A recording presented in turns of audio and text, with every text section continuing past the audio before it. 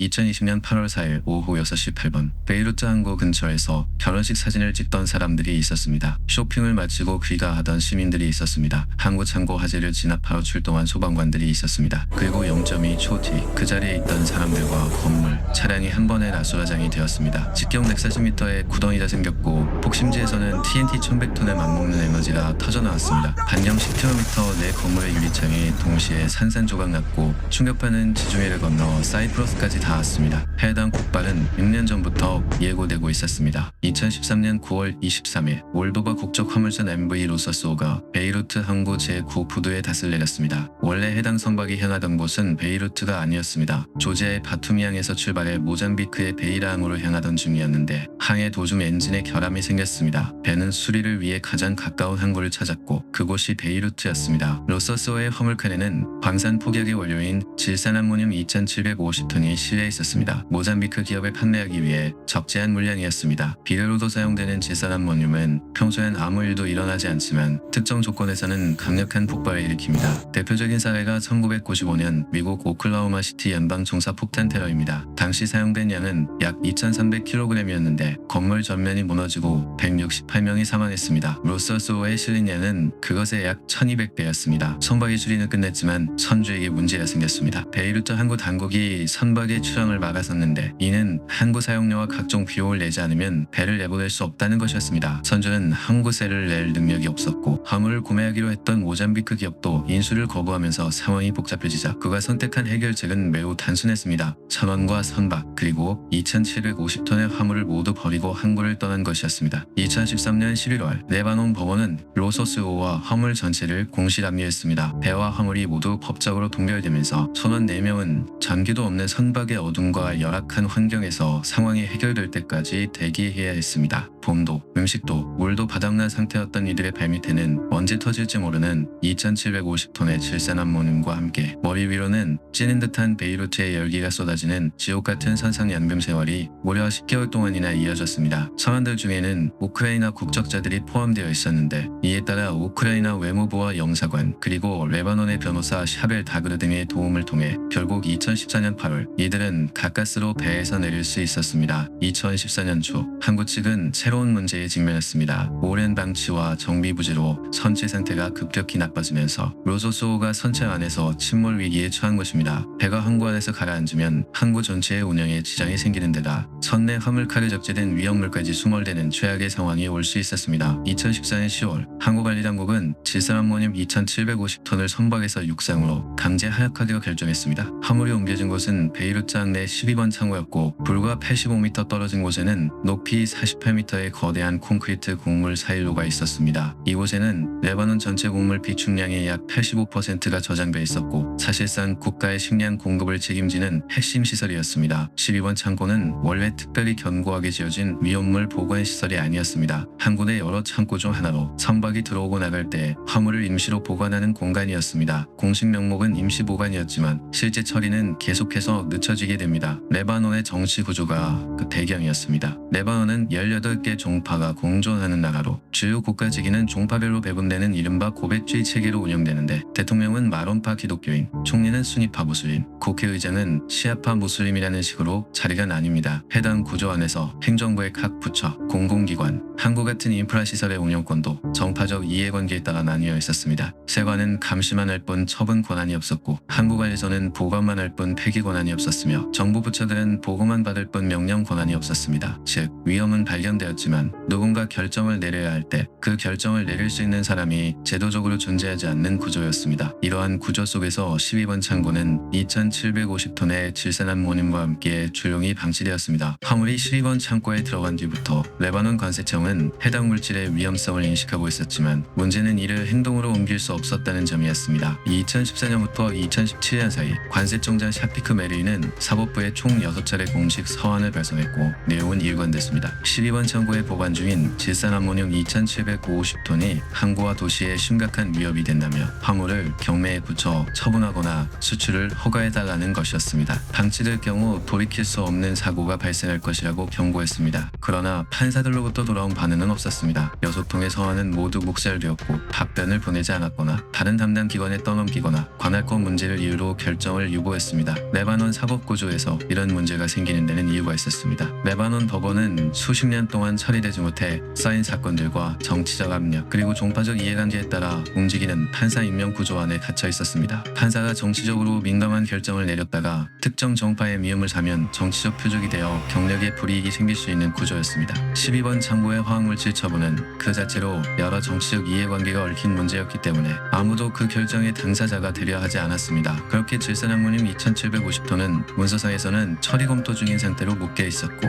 현실에서는 관리 인력도 없이 창고 안에 쌓여 있었습니다. 2018년 무렵 12번 창고 안의 상황은 위험수위가 한층 높아졌습니다. 항구 당국이 별도로 압수한 물품들을 12번 창고에 함께 보관하기 시작했는데 여기에는 폭죽 약 15톤이 포함됐습니다. 폭죽은 압수된 밀수품이었고 처리 절차가 정해지지 않은 채 그냥 같은 공간에 쌓였습니다. 질산암모늄 2,750톤과 폭죽 15톤이 동해 공간에 장기적으로 방치되어 있었습니다. 폭죽은 그 자체로 발화성 물질이고 질산암모늄은 충격, 고열, 폭발 충격파에도 연쇄 반응을 일으킬 수 있습니다. 두 물질이 같은 공간에 있다는 것은 한 번의 실수만으로 쉽게 점화될 수 있는 불씨와 해당 불씨로 큰 폭발을 일으킬 수 있는 폭탄을 함께 창고 안에 보관한 것과 다름없었습니다. 기록에 따르면 12번 창고의 안전점검은 사실상 멈춰 있었습니다. 2019년 경제위기가 본격화되면서 국가 예산은 크게 줄었고 레바논 파운드화는 폭락하며 물가는 치솟았습니다. 정부는 공공 서비스 비용을 줄이는 데 급급했고 항구 내 위험물 감시 인력과 보안 장비의 관리도 자연스럽게 중단될 수밖에 없었습니다. 세계은행은 해당 경제 위기를 19세기 이후 전 세계에서 발생한 가장 심각한 10대 경제 붕괴 사례 중 하나로 평가했습니다. 2020년 1월 레바논 국가안보국이 12번 창고에 대한 현장 점검을 실시하고 공식 경고 보고서를 작성했습니다. 해당 보고에서는 창고의 보안 상태가 취약하고 관리가 제대로 이루어지지 않아 외부 침입이나 도난 등 안전 문제가 발생할 수 있다는 우려가 제기된 것으로 알려져 있습니다. 그리고 2020년 7월 20일 대통령 미셸 아운과 총리 야산 디아브에게 12번 창고 질산암모늄의 위험성을 경고하는 보안 보고서가 전해졌습니다. 이것은 대규모 폭발 15일 전이었습니다. 훗날 아운 대통령은 해당 보고서를 인지하고 있었다고 밝혔습니다. 그러나 직접적인 해결 명령을 내리기보다는 관계 부처에 처리를 맡겼다는 입장을 설명했습니다. 이후에도 관련 기관 간 책임 공방과 행정적 지연이 이어졌고 실질적인 조치는 이루어지지 않았습니다. 폭발 2주 전인 7월 말부터 8월 초 사이 12번 창고 외벽에 생긴 구멍을 보수하려는 시도가 일부 있었지만 보수 인력 배치가 지연되었고 작업은 시작과 중단을 반복했습니다. 창고 내부에는 여전히 질산암모늄 2,750톤과 폭죽 15톤이 함께 쌓여 있었습니다. 남은 것은 단 하나, 불꽃이었습니다. 비슷한 사례가 역사에 전혀 없었던 것은 아닙니다. 2001년 9월 프랑스 툴루즈의 비료 원료를 생산하던 아질 화학 공장 폭발이 발생했습니다. 당시 폭발 원인을 두고 다양한 가설이 제기됐지만 공장 내 화학물질 관리와 보관 과정에서의 문제 가능성이 지적됐습니다. 이 사고로 31명이 사망하고 2,500명 이상이 부상을 입었습니다. 중요한 점은 베이루트와는 이후 대응에서 차이가 있었다는 것입니다. 프랑스에서는 사고 직후 즉각적인 수사와 사법 절차가 진행됐고 책임 소재를 둘러싼 법적 판단과 함께 피해 보상 절차도 이어졌습니다. 1947년 텍사스 시티 재해는 규모 면에서 베이루트와 비교될 수 있는 대표적인 사례입니다. 항구에 정박 중이던 화물선에서 질산암모늄이 폭발하며 581명이 사망했습니다. 해당 사고 이후 미국은 위험물 해상 운송 규정을 대대적으로 정비했고 이러한 변화는 이후 국제 해상 위험물 규정이 정립되는 과정에도 중요한 계기 중 하나로 작용했습니다. 해당 사례들은 예고 없이 발생한 사고였던 반면 베이루트의 위험은 이미 수년 전부터 인지되고 있었다는 점에서 본질적으로 달랐습니다. 2020년 8월 4일 오후 5시 40분 베이루트 항 12번 창고 안에서 연기가 피어오르기 시작했습니다. 당시 창고 외벽에 보수 작업을 하면서 용접 불꽃이 창고 내부 가연성 물질에 닿은 것으로 추정됩니다. 알려진 바에 따르면 창고 내부에는 질산암모늄과 폭죽 외에도 타이어와 오일 그리고 기타 가연성 물질이 함께 보관돼 있었고 화재는 빠르게 번졌습니다. 오후 6시 정각 베이루트 소방대 차량이 현장에 도착했고 출동한 소방관은 10명이었습니다. 이들에게 전달된 정보는 항구 창고 화재였습니다. 그러나 불행히도 12번 창고 안에 질산암모늄 2,750톤이 보관돼 있다는 사실은 현장에 투입된 소방관들에게 전달되지 않았습니다. 관련 기록을 갖고 있던 행정당국과 항구관리 측 그리고 보안당국으로부터 측에서 현장 소방대가 전달받은 위험물 정보는 없었고 그들은 그렇게 불길 속으로 들어갔습니다. 오후 6시 7분 화재가 인접구역에 방치되어 있던 폭죽 15톤에 옮겨 붙었습니다. 창고 지붕 위로 형형색색의 불꽃이 터지기 시작했고 항구 건너편에서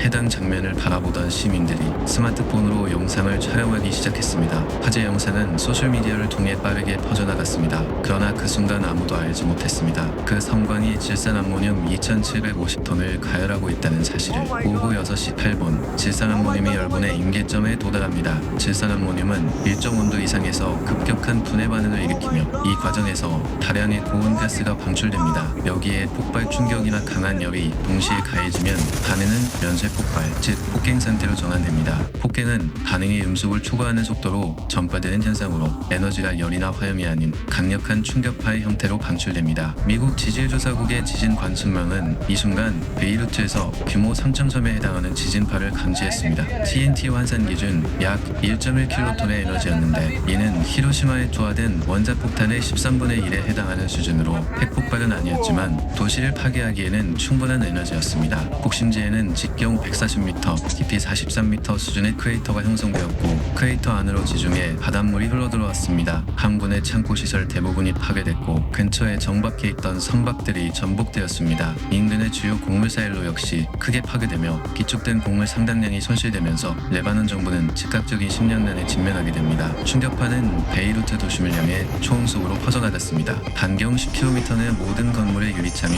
거의 일순간에 산산조각 났으며 충격파를 피할 수 없었던 시민들은 그대로 유리 파편에 노출됐습니다. 사무실에 앉아있던 사람도, 거실에 서 있던 사람도, 가게 안에 있던 사람도 예외가 아니었습니다. 이날 발생한 부상자 6,000명 중 상당수는 유리 파편에 의한 것이었습니다. 해당 충격파는 베이루트에서 직선 거리로 240km가량 떨어진 사이프러스까지 전달됐습니다. 현장에 진입했던 소방관 10명은 전원 사망했습니다. 동시에 베이루트 시내 곳곳에서는 아비규환이 시작됐습니다. 항구에서 북동쪽으로 몇 킬로미터 떨어진 병원들에서는 창문이 모두 깨진 상태로 부상자를 수용해야 했습니다. 게마이즈와 마르미카엘 지구는 항구와 가장 가까운 주거 상업지역으로 건물 외벽이 무너지고 내부가 통째로 파괴된 사례가 이어졌습니다. 혼란에 빠진 도심에서는 구조 차량조차 진입하기 어려웠습니다. 공식 집계에 따르면 사망자 약 218명, 부상자 6,500명 이상, 이재민 약 30만 명에 달했습니다. 피해 규모는 최소 150억 달러로 추산됐으며 이는 현재 원어 약 25조 원에 해당하는 금액으로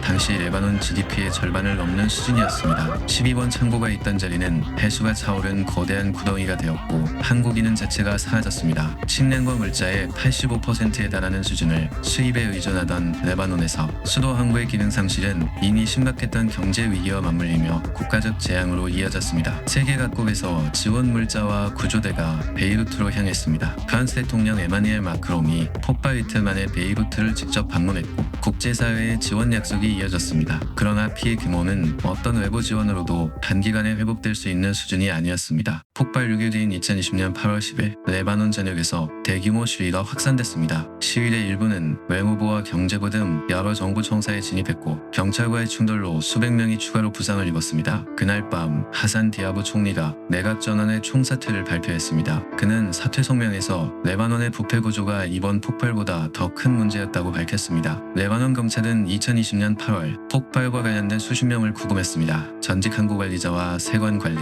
보안 책임자들이 포함됐습니다. 같은 해 12월 검찰은 디아브 전 총리와 전직 장관 3명을 부주의 혐의로 기소했습니다. 그때부터 사법 절차는 움직이기 시작했지만 수사는 반복적으로 중단됐습니다. 현직 의원과 전직 장관들에 대한 소환장이 발부됐습니다. 고위직 면책 특권 해제를 요청했지만 국회는 이를 거부했습니다. 2021년 10월 14일 타연의 구역에서 비타르 판사의 해임을 요구하는 시위가 벌어졌고 무장 세력 간 충돌로 민간인 7명이 사망했습니다. 이후 수사는 계속 흔들렸고 2022년에는 완전히 중단됐습니다. 2022년 8월 4일 베이루트 항구 폭발 2주년이 되는 날이었습니다. 유가족들이 폭심지 인근에 모여 추모 행사를 진행하던 그때 항구 내에 남아있던 곡물 사일로 구조물의 북쪽 부분이 붕괴됐습니다. 해당 구조물은 2020년 폭발 당시 충격을 받았으나 완전히 무너지지 않고 구조가 약해진 상태에서 버티고 있던 콘크리트 구조물이었습니다. 붕괴는 폭발 2주년 당일에 발생했습니다. 화면 속에서 먼지 기둥이 피어올랐고 추모 인파는 급히 현장에서 몸을 피해야 했습니다. 레바논 정부는 사일로를 철거하려 했지만 유가족들의 반대로 결정을 번복했습니다. 유가족들은 이 구조물을 폭발의 공식적인 기념물로 보존할 것을 요구했습니다. 레바논 경제는 2020년 이후 더욱 악화되었습니다. 레바논 파운드화 가치는 2019년 대비 약 98% 폭락했고 외환 보유고는 고갈되었으며 은행들은 예금 인출을 사실상 막아버렸습니다. 폭발 피해자 가족들에게 지급될 예정이었던 지원금은 통화가치 폭락으로 실질적 의미를 잃었습니다. 이재민 30만 명 중 상당수는 6년이 지난 지금도 원래 살던 곳으로 돌아가지 못했습니다. 베이루트 항구 한복판 12번 창고가 있던 자리는 현재 여전히 바닷물로 채워진 크레이터로 남아 있습니다.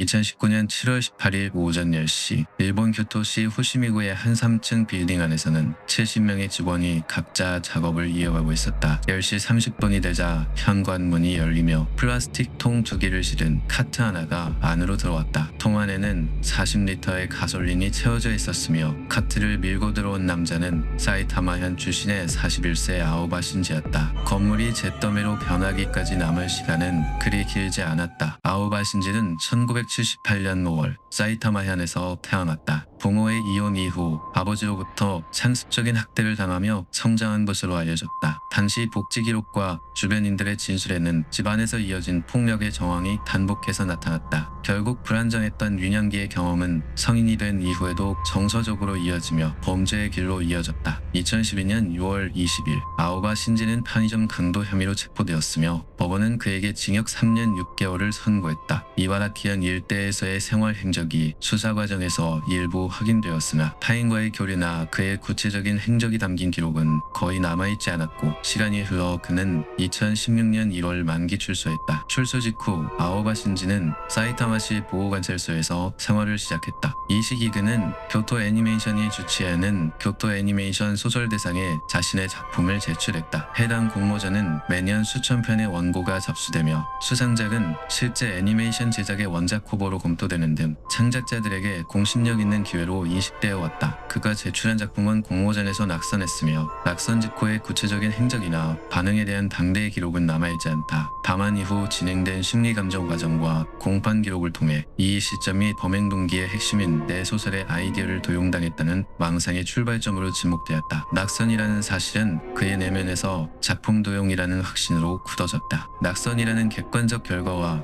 도용이라는 주관적 확신 사이의 괴리는 분리되지 않은 채 수사 기록과 공판 과정에서 반복적으로 되풀이되었지만 수사와 재판 과정에서 교토 애니메이션이 그의 원고를 활용했다는 근거는 끝내 확인되지 않았다. 출소 이후 보호관찰 기간 중 아오바 신지는 안정적인 직장을 유지하지 못했다. 당시 보호관찰 기록에는 사회 적응의 지속적인 어려움과 고용 중단이 반복되었던 정황이 담겨있다. 훗날 제출된 심리감정 보고서는 이 시기 그에게서 나타난 일정한 사고방식을 기술했다. 자신의 실패나 불행이 닥칠 때마다 그 원인을 외부의 탓으로 돌리며 스스로를 가해의 피해자로 설정하는 방식이었다. 이러한 그의 망상과 피해의식은 곧이어 교토 애니메이션이라는 특정 대상을 향한 분노로 굳어지며 그는 구체적인 범행을 위해 움직이기 시작했다. 교토 애니메이션은 1981년 교토부 우지시에서 설립되었다. 이곳은 업계의 일반적인 관행을 따르지 않았다. 외주 하청에 의존하는 대신 기획부터 완성에 이르는 전 공정을 내부 스태프가 직접 수행하는 방식을 고수했다. 스태프를 정규직으로 고용해 안정적인 처우를 보장했으며 숙련된 작가들이 한 곳에서 장기간 기술을 축적하는 환경이 조성되었다. 2019년 당시 제2의 스튜디오는 교토시 후시미구에 위치한 3층 건물이었다. 내부 구조는 창작 환경을 최우선으로 설계되었다. 1층 현관으로 진입하면 건물 중앙을 관통하는 나선형 계단 하나가 3층까지 막힘없이 이어졌고 각지는 벽이나 별도의 칸막이가 없는 개방형 작업 공간으로 유지되었다. 평소 스태프 간의 즉각적인 소통을 위해 설계된 해당 구조는 원활한 창작 활동에 도움이 되었지만 화재 사건 당시 건물 전체를 하나의 거대한 굴뚝처럼 연결하는 치명적인 악재가 되었다. 7월 15일과 16일 사이 아오바 신지는 사이타마를 떠나 교토에 도착했다. 그는 즉시 가솔린 전용 휴대용기 2개를 구입하여 연료를 채웠다. 용기당 20리터, 합산 40리터에 달하는 양이었다. 이후 교토 애니메이션 제2의 스튜디오 주변을 걸으며 건물 입구 위치와 주변 도로 구조 그리고 계단의 방향을 확인했다. 현장을 살피는 그의 답사 동선 일부는 인근 방범 카메라에 포착되었다. 가솔린 20리터가 담긴 용기 하나의 무게는 약 15kg으로 30kg이 넘는 액체를 동시에 운반하기 위해 별도의 수단이 필요했다. 범행 전날인 17일 그는 운반용 카트와 고정 로프를 추가로 구입하며 용기 2개를 카트 위에 올리고 로프로 결속했고 인근 공원에서 용기의 고정 상태를 최종 점검했다. 경찰 압수물 기록에 따르면 당시 그의 가방 안에서는 칼 6자루가 함께 발견되었다. 수사 당국은 이를 방화가 계획대로 시행되지 않거나 저지당할 경우를 대비한 직접 살상 수단으로 분석했다. 다음날 오전 10시 아오바 신지는 카트를 끌고 스튜디오 방향으로 출발했다. 카트 위에는 준비된 가솔린 용기 2개가 로프로 묶여 있었다. 서두르거나 주변을 살피는 움직임 없이 동선은 정해진 목표를 향해 일정한 속도로 이어졌다. 사건 당일 제1스튜디오는 현관에서 내부 작업실까지 별다른 출입 통제 없이 그대로 이어져 있었고 제작 마감 일정과 외부 손님 방문이 겹치면서 원활한 출입을 위해 누구나 통행 가능하도록 열려 있었다. 10시 25분 그는 카트를 끌고 현관 앞에 도착했고 용기의 뚜껑이 열린 상태에서 시간이 흐르며 가솔린 증기가 주변 공기 속으로 퍼지기 시작했다. 일부는 자극적인 냄새를 인지했지만 내부 작업 공간까지는 전달되지 않았다. 그리고 5분 뒤 그는 열려있는 현관 안으로 들어섰다. 아오바 신지는 1층 현관 내부로 진입한 직후 가솔린을 바닥에 쏟아내기 시작했다. 죽어라 라고 외치며 라이터로 불을 붙였고 연소는 즉각적으로 번지기 시작했다. 기화된 가솔린 증기가 퍼져있는 공간에 불이 붙으면서 1층 전체에 동시다발적으로 불길이 치솟았다. 화염이 서서히 번지는 형태가 아니라 공간 전체가 폭발적으로 열을 방출하는 현상이 나타났다. 산소가 급속도로 소비되기 시작했다. 1층 현관은 해당 건물에서 외부 공기, 즉 산소가 유입되는 유일한 경로였다. 그 유일한 통로에 불이 붙으면서 내부 산소는 외부에서 유입되지 못한 채 연소 과정에서 빠르게 소모되었고 동시에 고농도의 유독가스가 발생하기 시작했다. 이는 해당 순간부터 건물 내부가 생존이 불가능한 환경으로 급변했음을 가리킨다. 가솔린은 액체 상태에서 타지 않고 기화되어 공기와 섞인 증기가 연소한다. 이때 증기의 농도가 일정 수준 이상에 도달하면 점화가 가능해지며 이를 폭발 하한계라 하는데 가솔린은 약 1.4% 이상에서 점화된다. 창원에서 40리터의 가솔린이 밀폐에 가까운 공간에 퍼지게 되면 단시간 내에 실내 공기 전체가 폭발 하한계를 훨씬 초과하는 농도의 증기로 채워질 수 있다. 이 상태에서 점화원이 가해지면 불꽃이 한 지점에서 번지는 단순 방화가 아니라 증기가 퍼진 공간 전반에서 동시에 반응이 일어나는 급격한 연소, 이른바 증기운 폭발 현상으로 이어진다. 일본 소방청 자료에 따르면 유독가스와 연기가 3층에 도달하는 데 걸린 시간은 15초에 불과했다. 1층 현관에서 3층까지 막힘없이 수직으로 열려 있었던 나선형 계단은 화재 직후 연돌 효과를 발생시켰는데 이는 하층부에서 가열된 기체가 위로 상승하면서 아래로 공기가 유입되는 흐름이 이어지며 수직 통로 내부에 강한 상승 기류를 만들어내는 현상이다. 이때 건물 내 계단실, 엘리베이터 샤프트, 배관 덕트 같은 수직 구조는 화재 발생 시 연기와 유독가스를 상층부로 순식간에 퍼뜨리는 통로로 작용하게 된다. 이러한 요소를 차단하기 위해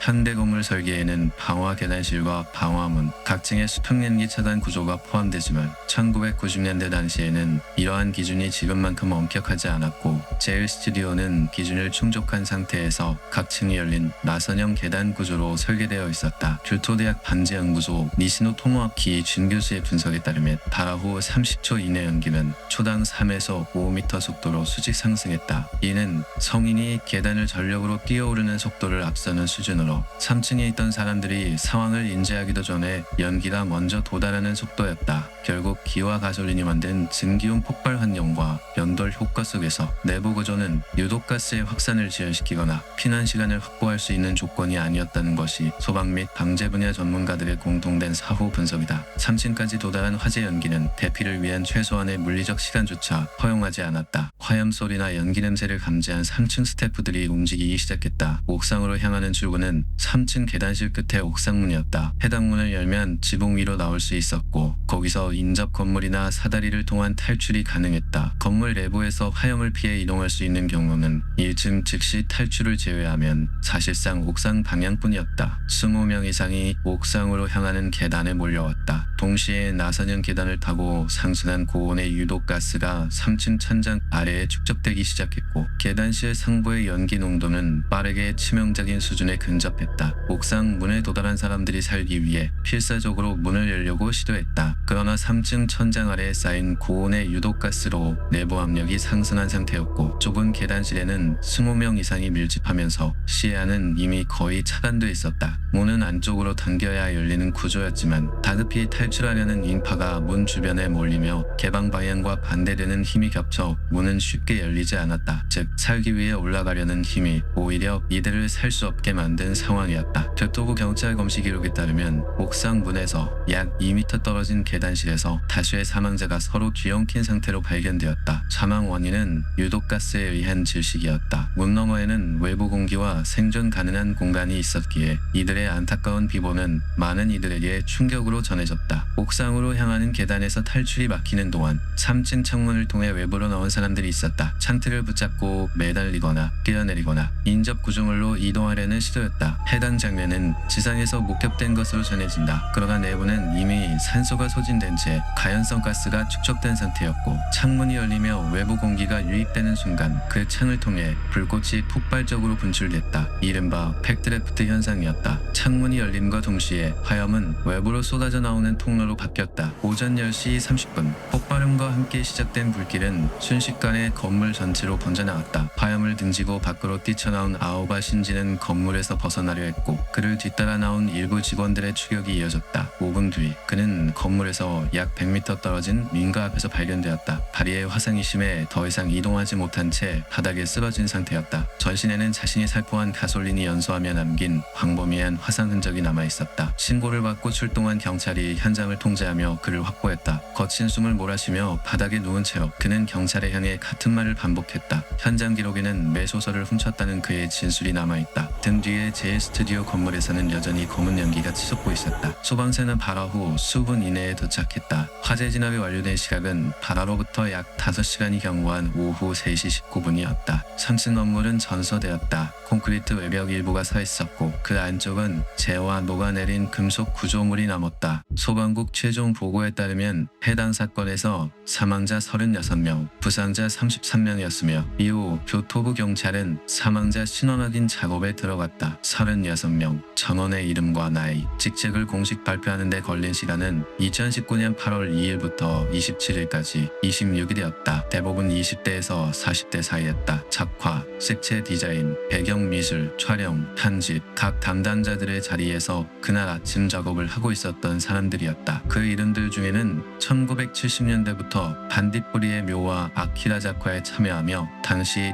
작화 시스템 형성에 기여한 키가미 요시지, 스즈미야 하루이의 우울과 럭키스타를 감독한 타케모토 야스히로, 빙고와 프리의 캐릭터 디자인을 맡은 니시야 후토시, 이누야즈의 작화 감독과 올려라 유포니엄의 캐릭터 디자인을 담당한 이케다 쇼코가 포함되어 있었고 이들은 일본 TV 애니메이션계의 핵심 제작진이었다. 경찰청 통계에 따르면 해당 사건은 2001년 도쿄 신주쿠 가부키초 빌딩 화재 이후 현대 일본 역사상 단일 방화 사건 기준 두 번째로 많은 희생자를 낸 사건으로 기록되었다. 死亡した部隊隊員全員がですね一人でも多くの命を救うということで懸命に活動いたしましたけども結果的に34人の方がお亡くなりになったということは大変残念に感じております。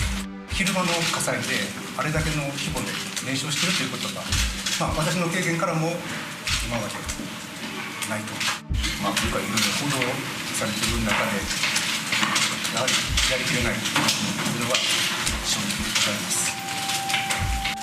隊員が何度も中に入ってくるところでしたけれども、そこができなかったのは私も含めて全てどうかと思っております。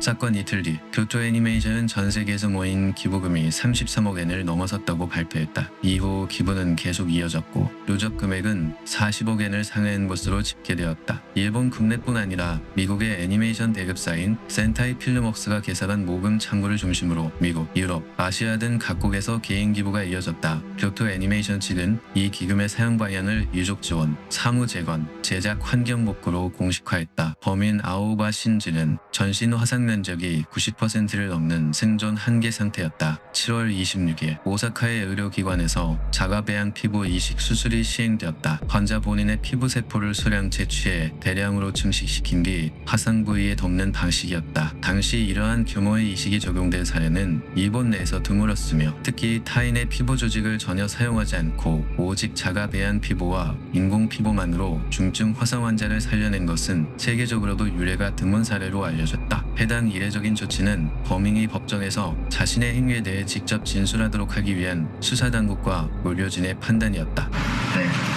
で、あと少なくとも4回は手術をします。分かった？頑張れる？頑張ります。はい、じゃあ頑張るね。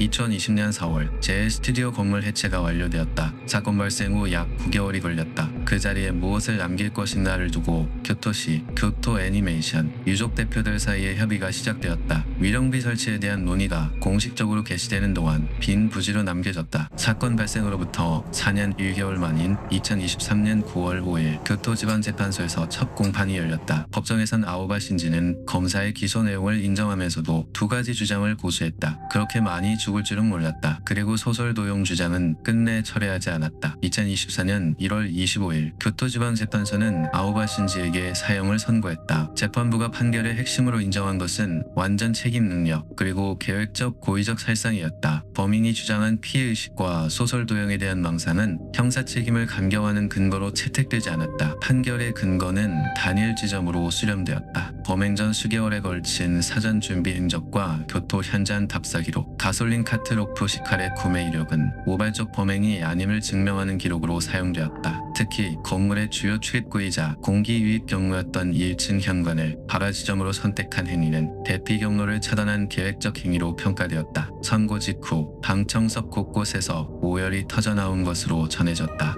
2024년 2월 7일 범인 측이 항소장을 제출하면서 사건은 오사카 고등재판소로 이송되었다. 그러나 이듬해 1월 범인 측은 항소를 자진 취하했고 피고인 본인의 의사에 따른 것으로 인정되었다. 오사카 고등재판소는 해당 취하를 유효한 것으로 판단했고 이에 따라 아오바 신지에게 1심 사형 판결이 최종 확정되었다. 사건 이후 일본 정부는 소방법 개정령을 통해 이동식 용기에 담아 가솔린을 구매하는 경우 구매자의 신원 확인과 사용 목적 기재를 의무화했다. 2024년 7월 사건 5주기 추도식이 거행되었다. 교토 애니메이션 공식 채널에 유족과 관계자의 메시지가 공개되었고 생존한 스태프들이 만든 새로운 작품들이 이미 세상에 공개되었다. 건물이 전소되는 막대한 피해 속에서도 3층 서버실의 일부 콘크리트 고액은 화염에 직접 접촉해서 피할 수 있었고 저장 장치 일부에서는 데이터가 보존된 상태로 확인되었다. 저장 장치 안에는 원화 데이터와 작업 중이던 장면, 책 지정 파일 등 7월 18일 오전 10시 30분 직전까지 스태프들이 작업하던 기록의 일부가 남아있었다. 복구된 일부 데이터와 기존 제작 자료는 이후 교토 애니메이션의 작업에 다시 활용되었고 작업에 참여했던 스태프들의 흔적이 남은 작품들은 이후 완성되어 공개되었다. 바이올렛 에버가든 외전 영원과 자동수기 인형은 사건 당시 이미 제작이 마무리 단계에 있었기 때문에 큰 수정 없이 예정대로 공개될 수 있었다. 제작이 중단될 위기에 처했던 극장판 바이올렛 에버가든 역시 남은 스태프들과 기존 자료를 바탕으로 제작이 이어져 최종적으로 완성되었다. 교토 애니메이션 제일 스튜디오 부지의 위령비에는 희생자 36명의 이름이 새겨졌다.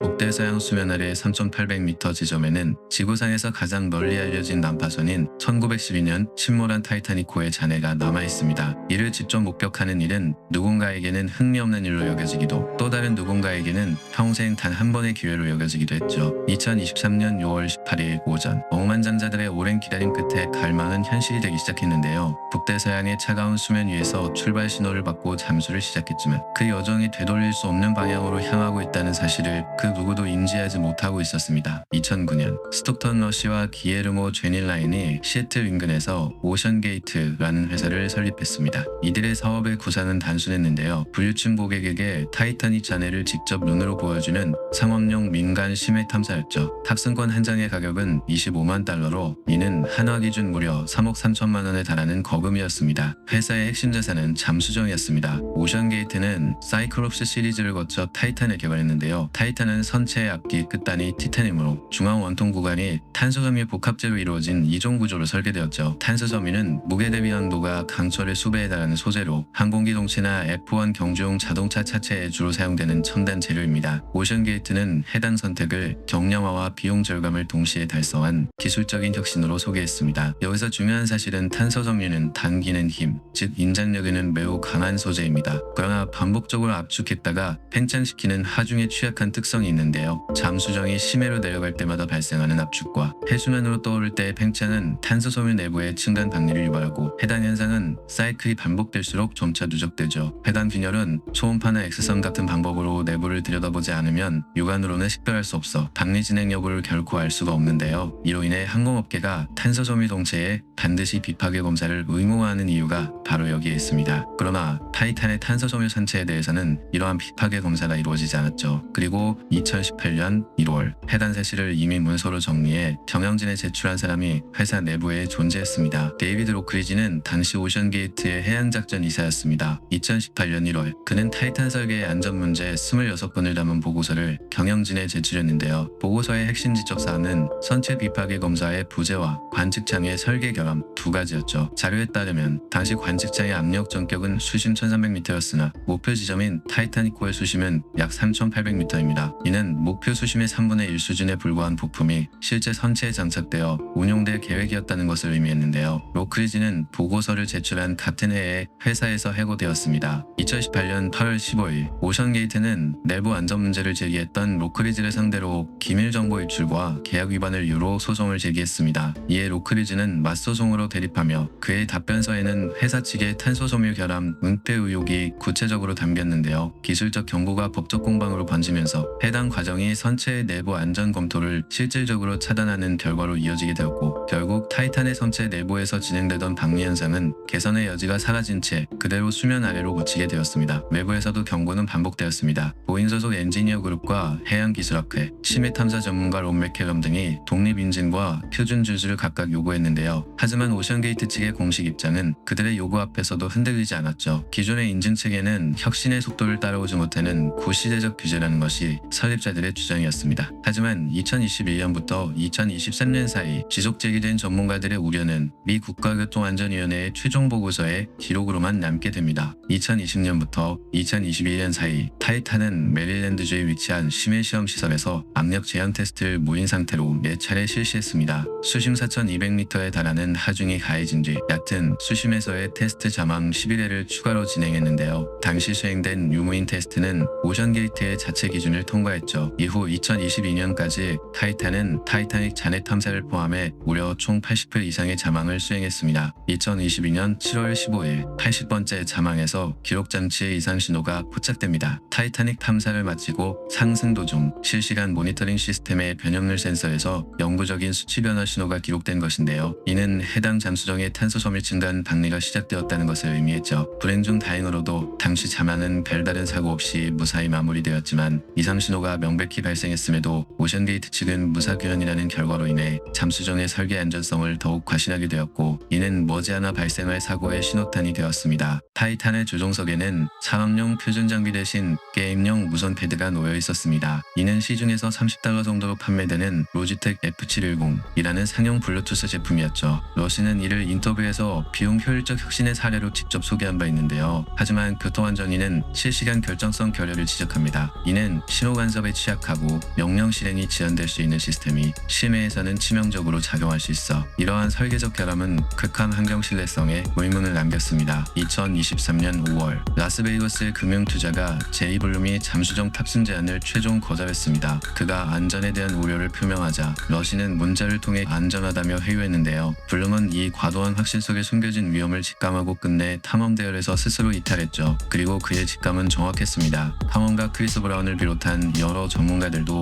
해당 시기 전으로 프로젝트에서 이탈했습니다. 이들이 공통적으로 감지한 것은 기업의 의사결정이 기술적 검진보다 우선시되는 구조였습니다. 2023년 6월 16일 오전 9시 31분 모선 폴라 프린스가 캐나다 뉴펀즐랜드주 세인트 존스를 출항했습니다. 선접된 타이탄의 목적지는 수심 약 3800m 아래에 가라앉은 타이타닉의 잔해였는데요. 이틀 뒤인 18일 오전 8시 30분경 러시와 하딩을 포함한 5명이 잠수정에 탑승했습니다. 샤자다 다우드와 그의 아들 술레만 다우드 그리고 프랑스 심해 탐사 전문가 프랑리 나이즈올레가 탑승하자 외부에서 볼트가 시결되었는데요. 이는 출입구가 밀봉된 이 시점부터 선체 내부에서는 자력으로 탈출할 수 없는 완전한 고립을 의미했습니다. 오전 9시 18분 타이탄이 하강을 시작했습니다. 해당 잠수정과 폴라 프린스를 연결한 것은 일반적인 심해 작업이나 잠수에서 사용되는 유선 연결이 아닌 초음파를 이용한 텍스트 통신 방식인 음영 모뎀이 유일했는데요. 이로 인해 15분 간격으로 상태 신호가 전달되었죠. 수심이 수심이 10m 깊어질 때마다 선체 외벽에 가해지는 압력은 1기압씩 증가합니다.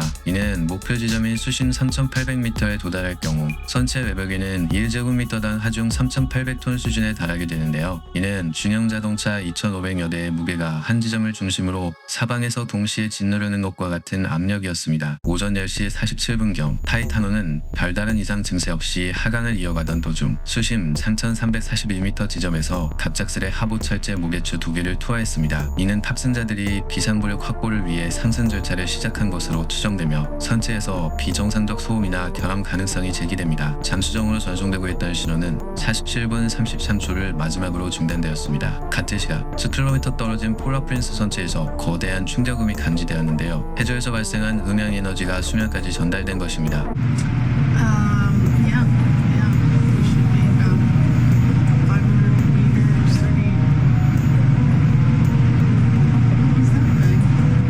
Drop 2 weights. Titan drop 2 weights. Copy. Titan drop 2 weight. 17분 뒤인 오전 11시 4분경 북대서양 해저에 배치된 미 해군 기밀 음향 감시망에 단발성 신호가 포착되었습니다. 이후 미 해양대기청 수중 음향 기록기에서도 동일한 파형이 확인되었는데요. 해당 대폭은 외부 압력이 내부를 향해 무너지는 현상이었습니다.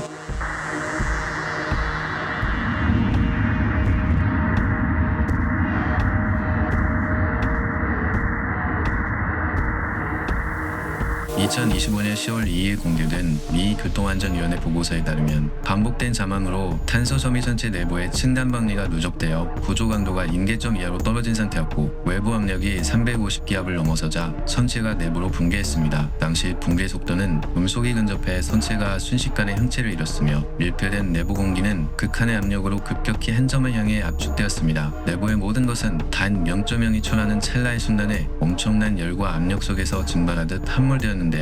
이는 신경고통 전달 속도인 0.1초에 무려 5배에 달하는 속도로 탑승자들은 고통을 인지조차 하지 못했을 것으로 추정됩니다. 해당 파괴는 영구적이고 치명적이었으며 되돌릴 수 없었습니다. 6월 18일 오후 7시 10분 미 해양경비대 보스턴 해양구조센터에 타이탄 실종 신고가 접수되었습니다. 마지막 통신이 끊긴 지 약 9시간이 지난 시점이었는데요. 사실 미 해군은 같은 날 오전 이미 타이탄의 내폭 신호를 포착해 내부적으로 분석이 진행되고 있었던 것으로 알려졌지만 안타깝게도 데이터가 수색 당국과 공유된 것은 잔해가 모두 발견된 이후의 일이었죠. 이후 4흘에 걸쳐 미국과 캐나다 그리고 프랑스의 항공전력과 함정들이 사고 해역으로 집결했습니다. CL-30 수송기와 P-8 포세이돈 해상 초계기, 해저 음향을 추적하는 소노부이 그리고 심해 탐사선 호라이즌 아틱이 투입되었는데요. 이들이 훑어내려간 수색 범위는 총 10,000평방마일, 경기도 전체 면적의 약 2.5배에 달하는 광활한 해역이었습니다. 6월 20일 캐나다 CP-140 오로라 항공기가 30분 간격으로 반복되는 타격음을 포착했습니다. 해당 소음은 당시 생존 확인이 이루어지지 않은 수색 당국에게 일말의 희망을 던져주었지만 훗날 타이타닉 잔해물 간의 충돌이나 수색 선박의 기계 음으로 분류되었는데요. 미 해군이 이미 내폭 신호를 확보해둔 상태였음을 감안할 때 해당 소리가 정말 생존 신호였는지에 대한 최종 판단은 결론을 낼 수 없는 미결 사안으로 남아있습니다. 6월 22일 오후 1시 18분 원격 무인 잠수정 오디세우스를 통해 타이타닉 잔해 북동쪽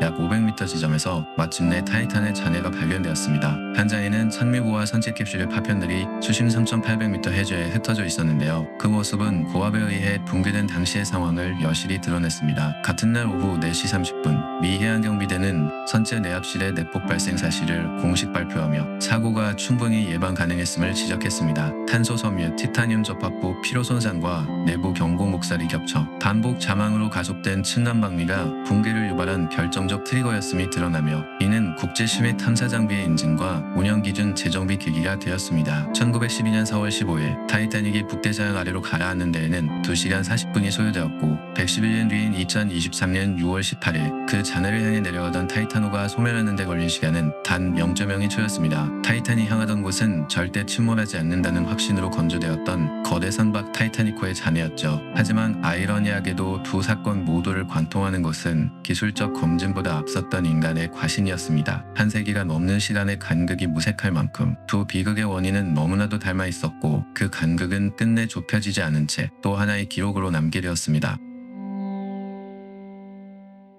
2010년 8월 5일 칠레 북부 아타카마 사막의 끝자락 지표면 아래 700m 지점에서 지진도 아닌 어떤 공식 재난 경보도 울리지 않은 상황에서 약 70만 톤의 안반 단면이 갑자기 수직으로 이탈하며 메인 갱도 입구가 완전히 차단되었습니다. 지상에 있던 사람들이 해당 사실을 알게 된 건 광산 입구에서 정체 모를 먼지 기둥이 솟아오른 직후였고 그 순간 지하에 몇 명이 있는지조차 정확히 파악되지 않았습니다. 이후 17일 동안 생존 여부는 확인되지 않았고 구조 작업은 시작되었습니다. 산호제 광산이 위치한 칠레 코피아포 지역은 세계에서 가장 건조한 지형 중 하나인 아타카마 사막의 북단에 자리 잡고 있습니다. 해당 지역의 지하는 구리와 금이 밀집된 광맥지대로 19세기 후반부터 채굴이 시작되어 2010년 당시 기준으로 이미 100년을 넘긴 노후 광산이었습니다. 지질학적으로 이 지역의 안반은 균일하지 않습니다. 오랜 채굴로 인해 내부에 다수의 공동이 형성되어 있었고 그 위를 수백 미터 두께의 안반층이 덮고 있는 불안정한 구조였는데 해당 광산의 구조적 위험성에 대한 지적은 수년 전부터 이어져 온 것으로 알려져 있습니다. 2007년 흑사고로 광부 한 명이 사망하면서 광산은 일시 폐쇄되었습니다. 그러나 1년 뒤 재개장 승인이 내려졌고 이 일각에서는 당시 구리 가격 상승기와 맞물리며 생산 재개가 우선된 결정이었다는 비판도 존재합니다. 해당 구조는 단순한 기업의 탐욕이나 개인의 부주의만으로는 온전히 설명되지 않습니다. 당시 칠레의 광업 규제 체계는 신고 기반 자율감독 구조를 중심으로 설계되어 있었고 감독 인력 한 명이 수십 개 광산을 담당하는 현실적 제약이 존재했습니다. 2010년 7월 붕괴 한 달 전부터 갱도 내부에서 안반이 움직이는 소리가 반복적으로 감지되기 시작했습니다. 광부들 사이에서 위험 신호가 공유되었고 일부는 현장 반장에게 보고를 올렸으나 생존자들의 증언에 따르면 운영사 측은 작업을 중단하지 않았습니다. 그렇게 여러 위험 신호와 구조적 한계가 동시에 누적되는 환경 속에서 산호세 광산 지하 700m의 붕괴는 점점 가까워지고 있었습니다. 산호세 광산의 내부 구조는 단순한 수직 갱도가 아닌 경사면을 따라 나선형으로 내려가는 차량 통행가는 도로가 지하 720m까지 연결되어 있었고 이 도로의 일부 구간에는 대피소라 불리는 공간이 마련되어 있었습니다. 법규상 비상 대피소에는 최소한의 식량과 구급 물자를 비치하게 되어 있었지만 2010년 8월 5일 당시 대피소에 비치된 식량은 48시간 분량으로 확인되었는데 이는 33명이 머물게 될 경우를 상정한 양은 아니었습니다. 지하 작업자 33명은 굴착공, 기계기사, 전기기사, 차량 운전원 등 실제 지하 운영에 필요한 직종을 고루 갖추고 있었고 이들 중 상당수는 10년 이상의 갱내 경력을 보유하고 있었는데 다양한 광부들의 직종 구성은 이후 사고 생존에 긍정적인 영향을 미쳤습니다. 작업 반장 루이스 우르조아는 측량 기사 출신으로 지하 도면 해석과 구조물 상태 판독 능력을 갖춘 인물이었습니다. 2010년 8월 5일 오후 2시 이들 중 일부는 점심 교대를 마치고 막 갱도 안으로 들어가던 시점이었습니다. 오후 2시 직후 갱도 내부에서는 지상보다 먼저 섬뜩한 감각이 전해졌습니다. 생존자들에 따르면 그것은 지진과는 다른 산 전체가 위에서 아래로 눌리는 듯한 진동이었고 곧이어 거대한 굉음이 밀려왔으며 먼지와 파편이 갱도를 가득 채웠습니다. 약 70만 톤 규모로 추정되는 단일 안반 덩어리가 수직으로 이탈하며 메인 갱도를 막았고 진입로가 막히자 광부들은 먼지 속에서 집결 지점을 찾았고 대피소로 이동했습니다. 처음에는 환기 통로를 통한 자력 탈출 가능성을 검토했습니다. 해당 광산에는 비상 탈출용 수직 사다리가 철계 도면에 명시되어 있었으나 붕괴 직후 확인에 나선 광부들은 사다리가 설치되어야 할 구간 중 상당 부분에 실제 사다리가 없다는 것을 지하 700m에서 발견하게 됩니다. 지상에서 구조대가 도착한 건 붕괴 당일이었습니다. 그러나 접근 자체가 문제였습니다. 메인 갱도는 이미 완전히 막혔고 2차 진입 시도 중 후속 붕괴가 발생하면서 구조대는 광산 입구에서 물러날 수밖에 없었습니다. 그 후 지상에서 할 수 있는 것은 시추였습니다. 드릴 정비가 투입되기 시작했고 시추공은 지하를 향해 내려갔습니다. 그러나 첫 번째, 두 번째 시추공이 목표 지점에 도달하지 못했습니다. 지하 700m의 좌표를 지표면에서 수십 센티미터 굵기의 드릴로 정확히 겨냥하는 건 이론과 실제 지질 조건 사이의 오차가 매우 크게 작용하는 고난이도 작업이었습니다. 8개의 시추공이 연속 실패했습니다. 지하에서 광부들은 금속 파이프를 두드려 소리를 올려보내려 했지만 해당 소리는 700m 위의 지표면까지 전달되지 않았습니다. 8월 11일 광부 가족들이 광산 입구에 집결하기 시작했습니다. 임시 텐트촌이 형성되었고 이 공간은 이후 희망의 캠프라는 이름으로 불리게 되는데 해당 시점까지 공식적으로 지하 33명의 생산은 확인되지 않은 상태였습니다. 구조작전을 총괄하는 책임자로 광업기사 안드레 수가레트가 임명된 건 8월 10일이었습니다. 그가 내린 첫 번째 판단은 진입로 복구는 불가능하므로 시추를 통한 생존 확인과 구조로 방향을 전환한다는 것이었습니다. 지하의 생존 여부가 확인되지 않은 상황에서 작전을 계속하겠다는 결정이기도 했습니다. 지상에서 8번의 시추가 실패하는 동안 지하에서는 33명의 인원이 붕괴 직후 대피소에 집결했습니다. 손전등의 배터리는 제한적이었고 온도는 섭씨 32도를 넘겼으며 습도는 거의 100%에 달했습니다. 어둠과 열기 그리고 48시간분의 식량이라는 제한 제한된 환경에서 루이스 우르주아는 식량 통제를 즉시 시작했습니다. 48시간분의 비상 식량을 최대한 길게 배분하기 위해 개인당 하루 배급량을 극단적으로 낮췄습니다. 이들에게는 약 48시간마다 참치 2스푼, 과자 1개, 우유 1모금 수준이 주어졌고 해당 배급은 17일 동안 유지되었습니다. 조명 관리도 별개로 이루어졌습니다. 트럭 배터리를 연결해 주기적으로 전등을 켜고 끄는 방식으로 배터리 소모를 최소화했습니다. 중장비 차량의 냉각 탱크에 남아있던 공업용수를 여과해 식수로 사용했고 환기 통로로 흘러드는 소량의 신선한 공기를 기준으로 취침 공간의 위치를 정했습니다. 17일 동안 칼로리 섭취량은 생존 최저 기준의 수분의 1수준이었고 온도와 습도는 인체가 장기간 버티기에 생리적으로 한계에 가까운 조건이었습니다. 몇 명은 탈수 증상을 보였고 일부는 정신적 불안정 징후를 나타냈습니다. 해당 상황에서 루이스 우르주아가 채택한 방식은 지시체계가 아닌 합의체계였습니다. 식량 배분, 공간 사용, 작업 교대 등 생존 관련 결정 사항을 33명이 함께 논의하고 다수결로 결정했는데 해당 방식이 집단 내 의견 갈등을 억제하고 심리적 자율성을 유지하는 데 기여한 것으로 전해집니다. 그러나 모든 것이 질서 정연하지는 않았습니다. 고립이 길어지면서 일부 광부들 사이에서 외부가 자신들을 포기한 것이 아니냐는 이야기가 오갔고 지상에 어떤 소리도 들리지 않았으며 어떤 신호도 오지 않았습니다. 어둠과 정막이 17일 동안 지속되었습니다. 지표면에서 지하 700m의 특정 공간을 직경 수십 센티미터의 드릴로 관통하는 작업은 이론보다 실제에서 훨씬 더 크게 빗나가는 영역에 속하는데 해당 오차를 만드는 조건은 세 가지였습니다. 첫째, 지층의 불균일성입니다. 안반의 경도와 밀도가 구간마다 달라지면서 드릴은 미세하게 경사를 이탈했고 그 오차는 수백 미터를 지나며 누적되어 지하에서는 수십 미터 단위의 좌표 편차로 확대되었습니다. 둘째, 산호세 광산의 지질 조건입니다. 경도가 높은 안산암 지층으로 인해 드릴 비트의 소모가 빠르게 진행되었고 채굴로 형성된 공동 구간에서는 드릴이 방향을 잃고 이탈하는 경우도 발생했습니다. 셋째, 정보의 부재입니다. 생존자가 집결한 정확한 위치 좌표는 공유되지 않았고 붕괴 이후 기존 측량 기록 역시 그대로 신뢰할 수 없는 상태였습니다. 8번의 시추 실패는 이 세 조건이 동시에 작용한 결과였습니다. 수가베트팀은 각 시추공의 편차를 역산해 좌표를 수정했고 동시에 서로 다른 각도에서 진입하는 세 방향 병렬 시추 이른바 플랜 ABC를 가동했습니다. 지상에 사는 세바스티안 피네로 대통령이 직접 현장을 방문해 구조 지속 의지를 공개적으로 선언하며 이는 단순한 설명이 아니라 작전이 중단되지 않는다는 전제를 고정시키는 조건이 되었습니다. 2010년 8월 22일 9번째 시추공의 드릴이 지상으로 회수되는 과정에서 이상이 감지되었고 드릴 비트 끝에는 빨간 테이프로 고정된 비닐봉지가 묶여 있었으며 그 안에는 손으로 쓴 굵은 글씨의 쪽지가 들어있었습니다. 우리 33명은 모두 대피소에서 괜찮습니다. 붕괴 17일째 이 쪽지는 단순한 생존 확인을 넘어 지하의 광부들이 드릴 소리를 자신들을 찾기 위한 신호로 인식하고 그 시점을 포착해 능동적으로 소통을 시도했음을 보여주는 기록이었습니다. 지상의 가족들과 칠레 전역의 시청자 그리고 각국 언론에게 쪽지를 통한 이들의 생존 확인은 즉각적인 정서적 전환점이 되었지만 구조팀에게는 작전 시작을 알리는 신호였습니다. 생존이 확인되면서 구조 목표는 더 이상 불확실한 가능성이 아닌 반드시 달성해야 할 결과로